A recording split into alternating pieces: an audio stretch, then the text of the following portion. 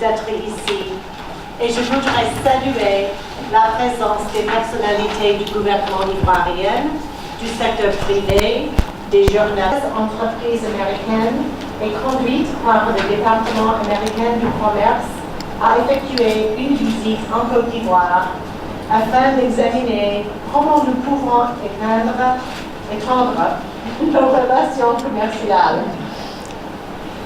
Il y a un domaine dans lequel nous pouvons faire plus ensemble et il s'agit du secteur de l'agriculture. Aussi bien pour la Côte d'Ivoire que pour les États-Unis, le succès de l'agriculture a largement contribué aux économies de nos nations.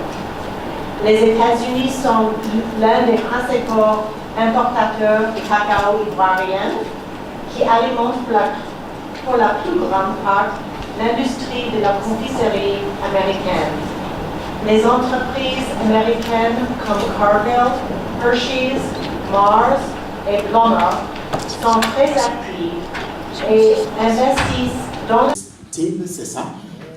Alors, vous êtes le représentant ici de Cultivating New Frontiers in Agriculture, qui en abrégé cultiver, en français cultiver les nouvelles frontières dans l'agriculture, en abrégé CNFA, et vous êtes chargé de la mise en œuvre du programme Food for Progress. Dites-nous, comment faciliter une meilleure fourniture des besoins, notamment en intrants et les engrais aux agriculteurs, notamment nos amis agriculteurs de la Côte d'Ivoire? Grand merci pour la question. Je pense que dans ma présentation, j'ai déjà un peu indiqué l'importance des intrants. On parle beaucoup sur la productivité, on parle beaucoup sur le secteur. La productivité, ce n'est pas très élevé.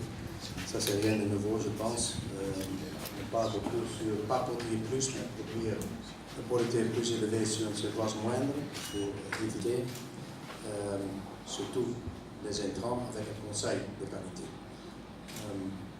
Il y a quand même des intrants falsifiés qui existent. Ça veut dire qu'un paysan paye pour un intrant et malheureusement cet argent est perdu parce qu'il a un produit qui ne fonctionne pas ou il a payé un produit qui est mal appliqué et à la fin il perd. Je pense que pour nous c'est important d'avoir une approche intégrée, d'avoir des conseils au niveau de l'utilisation des intrants, d'avoir une gamme des intrants. Le cacao d'origine, comme on appelle ça, donc la création d'un espèce de label qui dirait cacao de Côte d'Ivoire. C'est pas encore très clair vers où vont ces initiatives, elles sont encore peu développées, en tout cas en Côte d'Ivoire, même si ça existe dans d'autres pays. Quel est l'impact pour vous à la fois sur le consommateur, ce que peut apporter un label comme ça dans la reconnaissance par le consommateur de certains produits, la plus-value des produits, etc. et ce que ça demande ici comme effort, parce que je comprends que les gens qui sont à la base d'initiatives comme celle-là ont encore du mal à les mettre en place, à vraiment, disons, cercler une zone où on pourrait parler d'un cacao d'origine. Pour la Côte d'Ivoire, d'avoir un peu plus de cette reconnaissance aussi de qualité de cacao.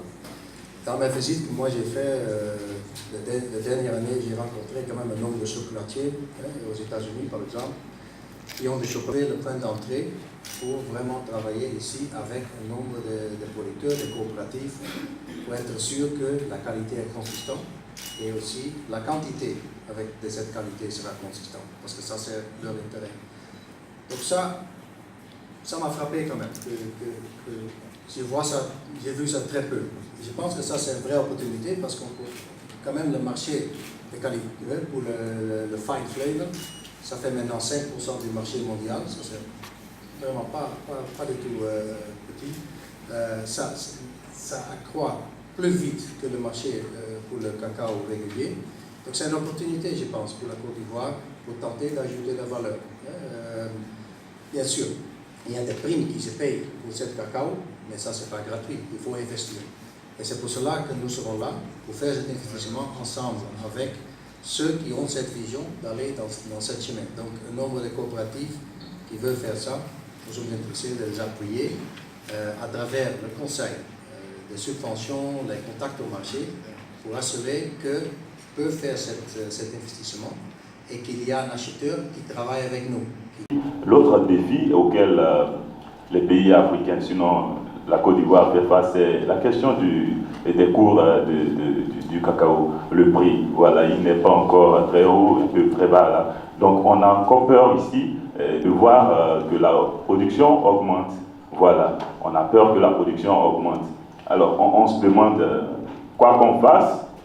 Évidemment, ça va augmenter. Quand on améliore la qualité, forcément, ça va augmenter. Alors, qu'est-ce qu'on fait? Il faut quand même faire d'abord une étude des opportunités de la consommation locale au sud du continent pour avoir un peu plus d'idées qu'est-ce qu'il est possible. Ça reste toujours, s'il n'y a pas de marché, on peut faire beaucoup, mais on risque d'avoir des échecs. Donc, il faut comprendre beaucoup plus cette consommation locale, qu'est-ce qui se passe au niveau de la consommation locale et régionale avant de faire cet investissement. Donc, ça, c'est prévu, je pense, très réellement. Point de vue production-productivité, je pense qu'on a expliqué, il y a la diversification qui est là pour augmenter la productivité sur une moindre surface, nécessairement sans produire plus, mais comme Dana Gilberto a aussi dit, la production peut être un problème temporaire, à court terme et pas nécessairement à long terme, donc il faut aussi qu'on voit ça. Mais on est intéressé de la transformation locale, ajouter des valeurs. Ça peut être le chocolat, mais ça peut être aussi le poudre, le liqueur, le beurre. Ça c'est une première étape pour aller dans la transformation locale. Le chocolat pour le marché local. Et dans ce cas, je pense qu'il faut tenter de comprendre beaucoup plus ce marché local. Qu'est-ce que ça sert vraiment? Quelles sont les opportunités? Pour donner aussi des opportunités aux entrepreneurs qui veulent rentrer là-dedans, d'investir plus